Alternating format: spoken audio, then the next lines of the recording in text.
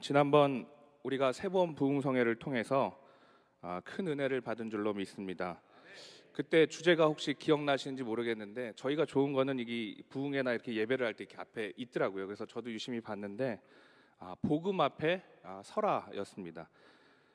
오늘도 떨리는 마음으로 우리가 복음 앞에 서서 다시 한번 인격적인 주님을 경험하는 귀한 은혜와 또 감동의 시간이 되시기를 간절히 기도합니다. 복음은 헬라어로 유앙겔리온이라고 합니다. 그리고 영어로는 가스펠이라고 하죠. 기쁜 소식을 뜻합니다. 보통 당시에 그 유앙겔리온이라고 하면 로마의 황제가 새로운 황제가 즉위를 하고 어떤 지역을 방문하거나 때로는 이제 전쟁에 이기게 되면 승전보를 울려서 미리 그 로마 시내의 황제와 또 백성들에게 좋은 소식을 알리게 되죠. 그때 어마어마한 이 황제의 하사품과 선물을 주었기 때문에 백성들에게도 아주 기쁜 소식이었습니다. 그런데 오늘 믿는 우리에게 있어서 이 유앙겔리온, 이 가스펠, 기쁜 소식, 복음이란 무엇일까요? 성경 전반에 걸친 이 말씀은 사실 복음에 대한 말씀이지만 특별히 이 복음이 말씀에 가장 자세히 녹아든 본문이 어디 있겠습니까? 성경 전체를 걸쳐서 복음서겠죠. 사복음서. 그래서 이 사복음서는 마태, 마가, 누가, 요한이 지은 복음서입니다. 근데 이 복음서의 내용이 무엇이냐면 예수님의 제자였던 그들이 예수님과 함께 생활하면서 보고 듣고 느꼈던 경험과 그리고 은혜를 기록한 것이 바로 이 복음서입니다. 그래서 이 복음서의 말씀은 예수 그리스도에 대한 이야기, 다시 말해서 예수님을 만난 사건들을 이야기합니다. 누가 만난 이야기죠? 우리가. 그래서 저를 한번 따라해 주겠어요? 복음은 예수님을 만난 우리의 이야기입니다. 네. 복음은 예수님을 만난 우리의 이야기가 되는 줄로 믿습니다. 그래서 예수님을 만나서 정말 그 주체할 수 없는 기쁨을 통해서 너무나 기뻐서 그 사실을 알릴 수밖에 없는 그 기쁜 소식이 바로 우리에게 있어 복음인 줄로 믿습니다. 사실 우리 믿는 하나님의 자녀된 우리로서 정말 주님을 만났다는 그 기쁨보다 더한 기쁨의 소식이 어디 있겠습니까? 그러면 당시에 이 복음을 가장 잘 전할 수 있으셨던 분은 누굴까요? 예수님이겠죠. 왜냐하면 예수님 자신이 복음이었기 때문에. 그래서 이 요한복음 1장에 보면 당시 세례 요한의 제자였던 베드로와 안드레에게 복음을 전하는 장면이 나오게 됩니다. 그런데 그들에게 하신 첫 번째 말씀이 이제 이야기하신 다음에 뭐라고 하시냐면 와서 보라였습니다. 그만큼 예수님은 자신의 그 복음에 대해서 자신이 있으셨어요. 그런데 우리는 언젠가부터 이 복음, 주님을 만난 기쁜 소식이 우리의 힘이 되고 능력이 됨을 잊고 살게 되었습니다. 그냥 이 복음을 가서 예수님 만난 이야기를 자신 있게 전하면 되는데 어느새 물티슈와 또 사탕이 메인이 되어버렸죠. 그래서 저도 목회자지만 전도 나갈 때 그냥 전도지만 갖고 가거나 복음을 전하려고 하면 참 어렵고 뭔가를 하나 쥐어줘야만 될 것 같은 생각이 들 때가 많이 있습니다. 실제인지 모르겠지만 어느 한 교회에서 1월에 이제 쌀 200포대를 모아놓고 어려운 이웃들을 돕는 행사를 하기 시작했어요. 그러니까 순식간에 없어졌어요. 아무나 가져가서 도와주라고 하니까 성도들이 기쁜 마음으로 그 쌀을 가져다가 어려운 이웃들, 평소에 받았던 그 이웃들에게 쌀을 나눠주기 시작했어요. 금방 동이 났습니다. 다음 주에 전도지 3,000장을 모아놓고 이제는 복음을 필요로 하는 정말 하나님을 영접하길 원하는 사람들에게 전도지를 나눠주자고 했더니 어때요? 여전히 한 2주가 지났는데도 한 1,000장가량 남아있더라는 거죠. 그러니까 이게 참 슬픈 현실입니다. 우리에게 주신 그 예수님과의 만남의 사랑, 그분을 만난 기쁨의 소식이 우리의 힘과 능력과 자랑과 또 가장 우리 삶에 가치 있는 보물이 되시기를 간절히 바라고 기도합니다. 예수님은 오늘도 이 귀한 복음을 전하시기 위해서 한 영혼을 만나시려고 일부러 이 사마리아 지역, 그러니까 유대인으로서는 이 사마리아역을 지나가는 게 쉽지가 않죠. 원수와도 같은 그 사마리아인들이 살고 있는 그 지역을 지나가시게 됩니다. 그리고 오늘 이 본문의 바로 4장에 수가성 우물가의 여인을 만나게 되십니다. 이 본문 요한복음 4장의 전에는 뭐가 나오냐면 가끔 이제 이런 말하면 누군가 그러세요. 3장이 나온다고. 근데 물론 3장이 나오죠. 이 3장 1절의 내용을 보시면 니고데모의 이야기가 나오는데, 이 니고데모는 당시의 최고의 지성을 상징하는 사람이었습니다. 바리새인이었고 지도자였고. 그런데 이 사람이 한밤중에 예수님을 찾아와요. 그러면서 하나님 나라와 이적에 관한, 어떤 영생에 관한, 영생은 무엇입니까? 하는 질문을 던지게 되죠. 그럴 때 예수님이 사람이 거듭나지 아니하면 하나님 나라를 볼 수 없다라고 얘기합니다. 그런데 알아듣지를 못해요. 주님, 우리가 어떻게 어머니 모태에 들어갔다가 다시 나올 수가 있겠습니까? 그래야만 됩니까? 물과 성령으로 거듭나지 않고는 하나님 나라에 들어갈 수 없다. 어찌 그러한 일이 있겠습니까? 라고 계속 질문과 대답이 엇갈리게 되죠. 그래서 예수님께서 조금 더 부연 설명을 하시고 어긋난 채로 그 이야기가 끝나고 니고데모는 떠나게 되죠. 오늘 이제 본문 4장은 어떠냐면, 반대로 예수님이 이 여인을 찾아오세요. 일부러. 그리고 똑같이 묻고 대답하는 가운데 이 여인은 점점 예수님을 선지자로, 메시아로 발견하고 받아들이게 됩니다. 그래서 이 3장과 4장은 아주 절묘한 배열과 대조가 걸쳐서 나타나게 되는데, 그래서 구원은 사람이 어떠한 지적인 작용으로 인해서 습득하고 이해할 수 있는 것이 아닙니다. 말씀이 정말로 내 안에 찾아와서 내 안에서 역사하시는 예수 그리스도를 만나는 경험을 해야지만, 그래서 그 기쁨을 주체할 수 없어서 그 기쁨의 소식을 맛보아야지만 구원에 대한 실체가 드러나게 되는 줄로 믿습니다. 참 어렵죠. 이제 오늘 이 본문 4장을 보시면 이 수가성 사마리아 여인은 정오에 굳이 사람들이 아무도 없는 이 시간에 물을 길러 나오게 됩니다. 이 물은 이 여인에게 있어서 생존에 꼭 필요한 것이었어요. 그런데 무슨 사연이 있어서 아무도 없는 틈을 타서 일부러 물을 길러 나오게 됩니다. 그런데 예수님이 먼저 기다리고 계시다가 이러한 현장의 필요를 빌미로 이 여인에게 먼저 말을 걸게 됩니다. 지금도 그러지만 당시 이 시대, 이 나라, 이 중동에서는 외간 어떤 남자가 여자와 말을 섞는 게 쉽지가 않았어요. 그 당시는 더 했겠죠. 근데 웬 유대인 남자가 자신 사마리아 여인임에도 알매도 불구하고 말을 먼저 건너오게 됩니다. 물을 달라고 먼저 예수님이 그 여인에게 부탁을 하시죠. 그리고 이제 이야기가 진전이 되게 됩니다. 4장 14절, 요한복음 4장 14절을 한번 함께 읽겠습니다. 네, 함께 읽겠습니다. 내가 주는 물을 마시는 자는 영원히 목마르지 아니하리니 내가 주는 물은 그 속에서 영생하도록 솟아나는 샘물이 되리라. 아멘. 이 이야기를 들은 수가성의 여인은 처음에는 3장의 니고데모와 같은 반응을 보입니다. 이해를 못해요.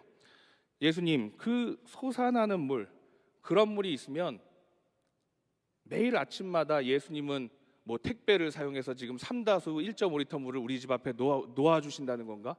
아니면 산에서 생수를 길러다가 우리 집 앞에 놓아 주신다는 건가? 뭐 이런 식으로 이해를 했던 거예요. 그러니까 이 여인이 15절에 뭐라고 하냐면, 여자가 이르되 주여 그런 물을 내게 주사 목마르지도 않고 또 여기 물 기르러 오지도 않게 하옵소서 그래요. 그러니까 그냥 물질적인 물을 주시는 걸로 착각을 한 거죠. 그런데 갑자기 16절에 뭐라고 그러시냐면, 16절을 한번 볼까요? 16절을 함께 읽겠습니다. 이르시되 가서 내 남편을 불러오라. 갑자기 물 이야기를 하다가 예수님이 생뚱맞은 말씀을 하세요. 지금 이 여인에게 있어서 실질적으로 필요한 것은 무엇이었냐면 물이에요. 그죠? 생존을 위해서 필요한 물이었는데, 예수님은 대화를 하시던 도중에 이 여인을 보시고 저 깊은 마음속에 어떤 고독과 허기를 보고 이 여인이 무엇인가 갈급함이 있다는 것을 알게 되시게 됩니다. 그래서 문제가 무엇인지 정확하게 아시고 말을 꺼내시죠. 그리고 엄청난 이야기가 나오게 되는데 4장 17절과 18절을 다시 한번 함께 읽겠습니다. 여자가 대답하여 이르되 나는 남편이 없나이다. 예수께서 이르시되 내가 남편이 없다 하는 말이 옳도다. 너에게 남편 5이 있었고 지금 있는 자도 내 말이 참 되도다. 아멘. 지금 이 여인에게는 남편이 몇 명 있어요? 5명이 있었고 지금 게다가 살고 있는 6번째 남편도 남편이 아니에요. 이게 지금 무슨 이야기입니까?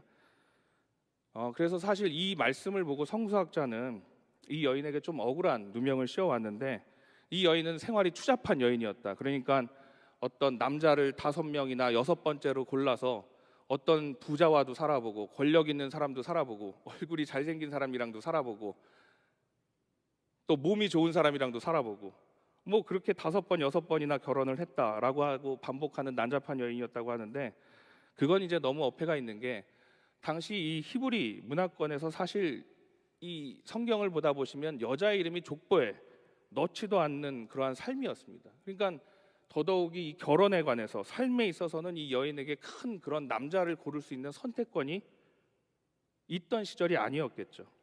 그래서 이 여인은 필요에 의해서 남자를 고를 수도 없던 시절이었죠. 그래서 이렇게 보기에는 억지가 있고, 또 다른 한 가지 추측은 이 성경을 보면서 당시 구약의 혼인법에는 계대 혼인법이라는 게 있었습니다. 형수 취수법. 그래서 형제가 아이를 낳기 전에, 그러니까 맨 제일 큰 형이 아이를 낳기 전에 죽으면 그 다음에 동생이 그 형수를 취해서 아내로 맞이하는 그 당시의 중동의 또 구약의 법이 있었습니다.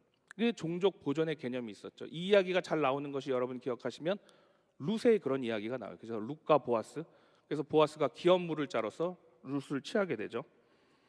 그런데 이 여인의 이제 형제가 5번이나 이 짧은 시기에 죽었다고 보기에는 또 쉽지가 않습니다. 그래서 이 두 가지를 종합해 보고 시대적 상황을 보니까 지금 살고 있는 남편을 남편으로 인정할 수도 없는 상황이었고, 또 이 여인은 형제들 또는 다른 남자들과 이미 5번이나 사랑하지도 않는 6번째 혼인을 하고 있는 상태였습니다. 그래서 옛말에 이게 우리나라 말로 뭐라 그래요? 이런 여인들을 좀 팔자가 사납다고 막 그렇게 이제 손가락질을 하고 그러잖아요. 정말 이제 이 여인이 계대 혼인을 했다면 율법에 묶여서 사랑도 없이 사랑하지도 않는 형제들과 살아야만 됐고, 또 어떤 피치 못할 사정으로 인해서 남편이 죽거나 남편을 바꾸어야만 되는 어떤 기구한 운명을 살아야만 됐던 여인이었습니다. 그래서 원래는 이 여인은 정말 온전한 인생을 살아갈 진정한 남편을 만나서 온전히 정말 아름다운 가정을 이루어야 될 여인이었습니다.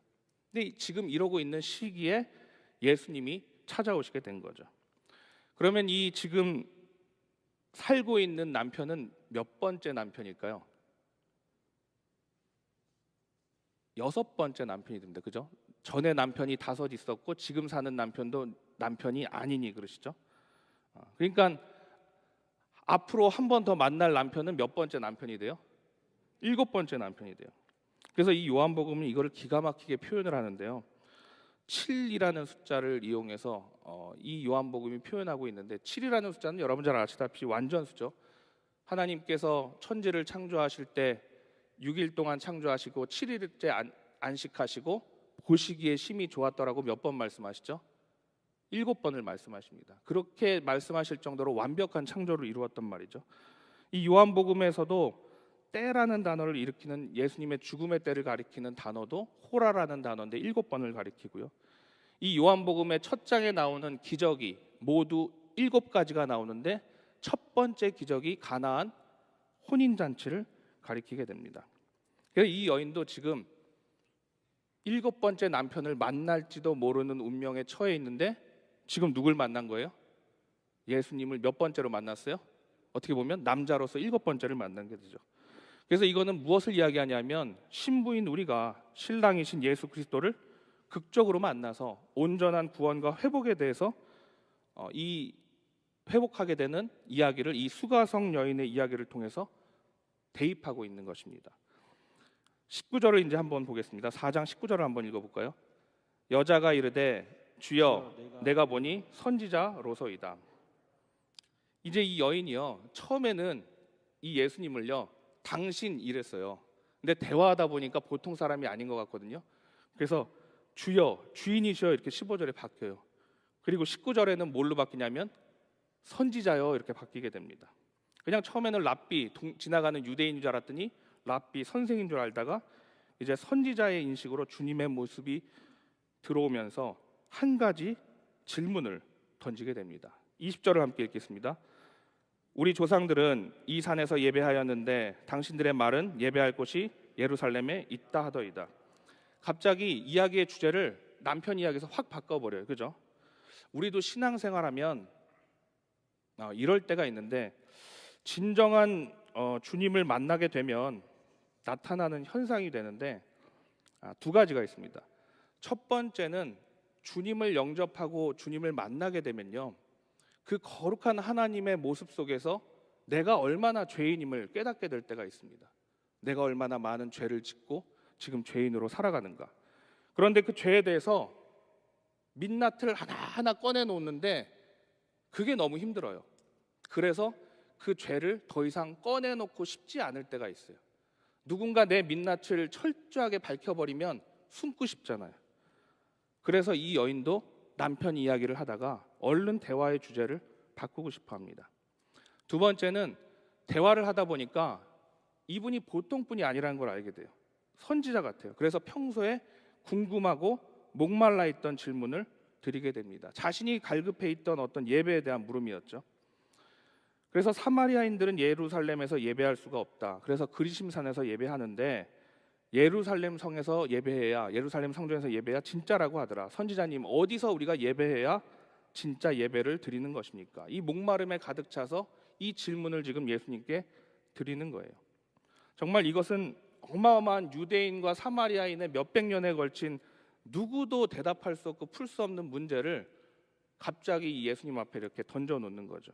그런데 이 문제까지도 예수님은 대답을 하시게 됩니다. 23절과 25절까지, 4장 23절부터 25절까지 함께 읽겠습니다. 아버지께 참되게 예배하는 자들은 영과 진리로 예배할 때가 오나니 곧 이때라. 아버지께서는 자기에게 이렇게 예배하는 자들을 찾으시느니라. 하나님은 영이시니 예배하는 자가 영과 진리로 예배할지니라. 여자가 이르되 메시아 곧 그리스도라 하는 이가 오실 줄을 내가 아노니 그가 오시면 모든 것을 우리에게 알려주시리이다. 아멘. 처음은 예배에 대해서 묻죠. 그런데 이 여인은 뒤에 보니까 그 예배 이후에 결국 누구를 기다리고 있었다는 것이 드러나죠. 오실 메시아, 그죠? 예수님을 만나기를 원하는 거예요. 그런데 지금 만난 이분이 누구예요? 예수님, 에고 에이미, 내게 말하는 내가 그라. 마치 모세가 처음 하나님을 만났을 때 제가 이스라엘 백성들을 구원하러 가야 되는데 하나님을 뭐라고 표현합니까? 내가 스스로 있는 자다. 내가 그다. 그렇게 말씀하시는 거죠. 내가 바로 너가 기다리는 그리스도라고 이 어마어마한 이야기를 지금 여인 앞에 하고 계시는 거예요. 구약에 있어서 예언된 그토록 기다리던 이 메시아를 지금 이 비천한 혼혈족인 피가 섞인 사마리아 여인이 지금 고독하고 기구한 삶을 살아가고 남들에게 팔자도 사납다고 손가락질 받던 이 삶이 율법의 굴레에서 콱 막혀서 도저히 헤쳐나갈 수 없는 길이 보이지 않았던 이 여인이 지금 이 메시아, 그토록 기다리던 예수 그리스도를 대면하게 됩니다. 4장 28절을 함께 읽겠습니다. 4장 28절. 여자가 물동이를 버려두고 동네로 들어가서 사람들에게 이르되. 그 다음에 이 여인은 물동이를 버려두고 동네로 들어가 사람들을 찾게 됩니다. 이 여인에게 있어서 그동안 중요했던 것은 두 가지였어요. 첫째는 목숨을 부지하는 가장 중요한 생존이 걸려있던 그 물동이었어요. 그리고 그 물을 기를 수 있는 물동이었죠. 물. 두 번째는 이 여인이 내 내면의 아픔과 슬픔, 다른 사람들이 나를 어떻게 보냐 하는 이 부정적인 시선이었어요. 왜? 여태까지 팔자가 사나워서 6번째 결혼을 하고 있는데 지금 살고 있는 사람도 내 남편이 아니에요. 그런데 단번에 예수님을 만나서 이 물동이를 버려두고 동네로 들어가 그동안 보기 싫어서 사람들을 피해서 물을 길러러 왔던 이 여인이 사람들을 찾아가서 예수님을 만난 이야기를 전하게 돼요. 그러니까 단번에 이 두 가지가 다 해결이 되게 됩니다. 그리고 29절을 함께 읽겠습니다. 내가 행한 모든 일을 내게 말한 사람을 와서 보라. 이는 그리스도가 아니냐 하니. 이걸 좀 잘 들으셔야 되는데 지금 누구한테 얘기하고 있냐면 이 여인이 마을 사람들한테 이렇게 얘기하고 있는 거예요. 이분이 내가 지난 모든 나의 슬픔과 과거를 이야기하지도 않았는데 다 알아맞힌 사람이야. 그러니까 와서 한번 봐봐. 이런 얘기를 하는 거예요. 그런데 예수님일지도 모르고 예수님이 아닐 수도 있어 라고 이제 이렇게 이야기하는 거예요. 근데 확신을 가지는 않아요. 왜 예수님이야 하지 않았을까라고 하는데 이거는 좀 재미있는 해석인데 이 요한복음을 썼던 요한이 그 역설 화법의 대가였다 그래요. 그러니까 아이러니라고 그러죠. 그래서 표현의 효과를 높이기 위해서 어떤 실제와 반대되는 말을 우리가 가끔 할 때가 있는데, 옛날에 기억나시는지 모르겠지만 그 고두심 씨가 어떤 드라마에서 제 기억이 나지 않는데 뭐 이런 유행을 한 적이 있어요. 뭐 잘났어 정말, 뭐 이거 기억나세요? 어떤 선전에서 나오죠. 그죠? 그런 거 한 적이 있죠. 맞죠? 제 기억이 맞다면 잘났어 정말 했는데, 이게 정말 잘나서 한 거예요? 아니면 못났는데 핀잔 주려고 한 거예요? 못났는데 핀잔 주려고 하는 거 아니에요. 그죠? 잘났어 정말. 그러니까 이런 이야기예요. 저희 아이들이 있는데 첫째 아이는 밥을 잘 안 먹어요. 둘째는 참 잘 먹어요. 먹지 말라고 그래도 딸인데. 그래서 둘이 보면 쌍둥이인 줄 알아요. 20개월이 차이 나는데. 그래서 첫째 아이를 좀 밥을 잘 먹이게 하고 싶어서, 야, 너 이거 먹으면 튼튼해지고 지금 뭐 TV에 나오는 스파이더맨처럼 영웅이 될 수 있고 막 해요. 그래도 잘 안 먹어요. 때로는 어떤 방법을 쓰냐면, 야, 너 이거 먹을 수 있겠어? 동생은 이렇게 잘 먹는데. 야, 너 이거 먹기 힘들걸? 이 김치 먹어봐. 근데 이거 매워서 너 못 먹을걸? 그러면 어떻게 해요? 먹더라고요. 이게 신기하게. 그런데 정말 이 여인이 29절에 그런 이야기를 했더니 어때요? 30절, 그들이 동네에서 나와 예수께로 오더라 그래요. 모든 사람들이 이 여인의 그 이야기를 듣고 동네로 나오게 됩니다. 그런데 이 중요한 것은 이 여인이 동네 사람들에게 무슨 이야기를 했냐면 39절을 한번 보겠습니다. 4장 39절 함께 읽겠습니다. 여자의 말이 내가 행한 모든 것을 그가 내게 말하였다 증언하므로 그 동네 중에 많은 사마리아인이 예수를 믿은지라. 아멘. 내가 행한 모든 것을 그가 내게 말하였다. 뭘 했다 그러죠? 증언을 했다 그래요.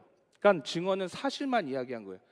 주관적인 어떤 설명이 아닌, 논리적으로 설명한 것이 아니라 객관적으로 그냥 사실만을 증언했다는 뜻입니다. 그러니까 우리가 전도를 하자 그러면 이럴 때가 있어요. 목사님, 저는 말도 잘 못하고 혀가 굳어서 정말 논리적으로 설득할 자신도 없고, 무엇보다 저는 대인기피증이 있어요. 그리고 부끄러워서 못해요. 그냥 이렇게 하시는 분들이 있어요. 근데 전도는 사람의 말발로 어떤 설득력, 논리력으로 하는 것이 아닙니다. 오늘 이 동네 사람들이 이 여인의 어떤 논리력과 화법과 설득에 의해서 믿은 거예요. 이 여인은 단순히 어떤 동기만을 촉발한 것이죠. 그냥 예수님을 만난 자신의 사실만을 이 사마리아 동네 사람들에게 이야기하게 됩니다. 그래서 42절을 보면 그 여자에게 말하되 이제 우리가 믿는 것은 내 말로 인함이 아니니 이는 우리가 친히 듣고 그가 참으로 세상의 구주신 줄 알미라 하였더라. 마을 사람들이 뭐라 그래요? 이제 우리가 믿는 것은 너가 한 말로 인함이 아니라 이는 우리가 친히 듣고 그가 참으로 세상의 구주신 줄 알게 되었더라라고 하는 거예요. 이 우물가의 여인이 예수님을 만난 그 증언으로 인함도 아니고, 우리가 친히 그 말씀을 귀 기울여서 들어보니까 성령의 인도하심으로 하나님의 역사로 그들이 참 세상의 구주심을 예수 그리스도임을 알게 된 줄로 믿습니다. 그래서 35절을 보시면 너희는 넉 달이 지나야 추수할 때가 이르겠다 하지 아니하느냐. 그러나 나는 너희에게 이르노니 너희 눈을 들어 밭을 보라. 희어져 추수하게 되었도다. 아멘. 예수님이 밭에 비유하면서 이야기를 하시는데, 아직 추수할 때가 안 되었다고 너희들은 말하지만 봐라, 낮만 되면 이미 다 희어져 익어서 낮만 되면 툭툭 떨어지지 않게 되었느냐, 이렇게 말씀하시는 거예요. 그러면서 계속해서 36절을 함께 읽겠습니다. 4장 36절. 거두는 자가 이미 삭도 받고 영생에 이르는 열매를 모으나니 이는 뿌리는 자와 거두는 자가 함께 즐거워하게 하려 함이라. 아멘. 거두는 자가 이미 뭘 받았어요? 삭을 받았다는 거예요. 그죠? 잘 생각해 보면 우리도 무슨 삭을 받은 것 같지 않으세요? 우리도 보면 이 승익교회 나와서 믿음 생활하고 있는데 이미 하나님이 주신 은혜로 그 값없는 은총을 통해서 구원을 삭으로 이미 받은 줄로 믿습니다. 그 구원의 기쁨과 즐거움이 너무나 커서 오늘 이 우물가의 여인도 물동이와 같은 자신의 어떤 고집과 아집과 정말 이것이 아니면 살 수 없는 그 모든 고집과 슬픔과 수치를 다 던져버리고 사람들 앞에 가서 예수를 만난 그 기쁨의 소식, 복음을 전할 수밖에 없었는 줄로 믿습니다. 그래서 오늘 이 복음서 요한복음을 보면서 우리도 사실 생각해 보면 사도 바울처럼 그 고백에 의하면 복음의 빚진 자죠. 이미 예수를 만난 그 기쁨과 감격과 은혜를 모두 체험한 사람들 아니에요.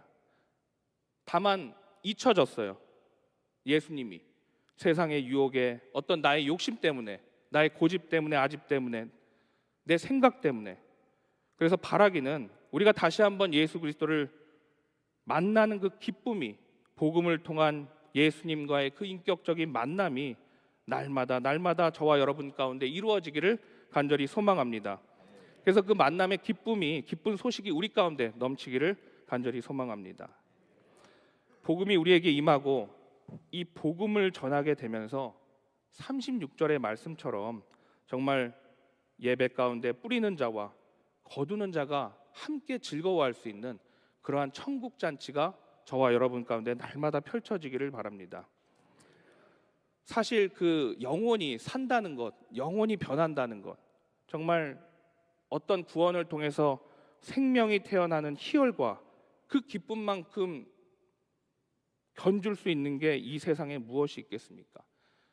요즘은 그 이제 아이가 태어나게 되면 산부인과에 가게 되는데, 저도 첫 아이가 태어날 때 들어가서 이렇게 탯줄을 잘랐거든요. 정말 긴장되고 떨리고, 그리고 아이를 이렇게 안겨주잖아요.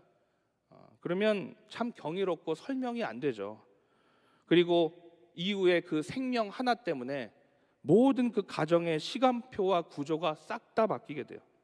뭐 아기 방도 꾸며져 있고, 아기 옷도 사야 되고, 또 아기 변기도 따로 있고, 젖병, 소독기, 뭐 책들 다 모든 게 시간표까지도 다 바뀌게 되잖아요. 그래서 우리는 그냥 예수님 만나고 그 기쁜 소식을 전하기만 하면 될 줄로 믿습니다. 저를 따라해 주시겠어요? 하나님이 알아서 하십니다. 네, 하나님이 모든 것을 알아서 하시고, 우리는 그냥 복음을 사모하며 예수님을 만난 그 이야기를 정말 그 기쁨으로 살아가면서 주체할 수 없어서 복음을 전하시는 저와 여러분이 되시기를 간절히 바라고 기도합니다. 마지막으로 그러면 하나님이 알아서 다 하시지 왜 우리를 불러서 자꾸 전도하라고 그러십니까? 왜 그럴까요? 즐겁고 기쁘니까. 그게 오늘 바라보는 함께 즐거워하리라 천국 잔치니까. 여러분, 맛있는 거 먹고 좋은 거 하면 누구랑 하고 싶으세요? 사랑하는 사람과 하고 싶지 않으세요? 그래서 주님이 우리를 부르시는 줄로 믿습니다. 아무개야, 윤목사야 같이 하자. 오늘도 복음을 사모하면서 예수님을 만난 기쁨의 소식이 우리 가운데 넘쳐나길 바라고, 그 넘쳐난 기쁨과 성령 충만함으로 주체할 수 없어서 기름 부음으로 넘쳐나서 오늘 여인과 같은 솟아나는 샘물이 되게 하신 그 예수 그리스도의 증언을 믿으면서 여러분도 오늘 샘솟는 샘물처럼 세상에 나가서 예수 그리스도 그 기쁨의 소식을 전언하고 전하시는 우리 모두가 되기를 간절히 바라고 기도하겠습니다. 기도하시겠습니다. 참 좋으신 하나님 아버지, 감사합니다. 우리를 당신의 자녀로 삼아주시니 너무나 감사드립니다. 일찍이 우리가 주님을 만나 기쁨과 감격을 누리면서 살아왔습니다. 때로는 내 욕심과 고집과 내 생각 때문에 주님을 멀리한 것을 이 시간 고백하오니, 이제 이 시간마다 주님을 날마다 만날 수 있도록 주님 인도하여 주시옵소서. 우리의 마음속에 인격적인 주님 찾아와 주시고 만나 주셔서 정말 넘치는 성령 충만함으로 이 복음이 고백되어지고 복음을 증언하며 사는 우리 모두가 되게 하여 주시옵소서. 그래서 주님의 천국 잔치에 동참하는 우리의 매 순간순간이 주님과 함께 즐거워하고 참 기쁨이 넘치는 축복된 삶이 되어질 수 있도록 주여 인도하여 주시옵소서. 모든 말씀 예수님의 이름으로 감사하며 기도하옵나이다. 아멘.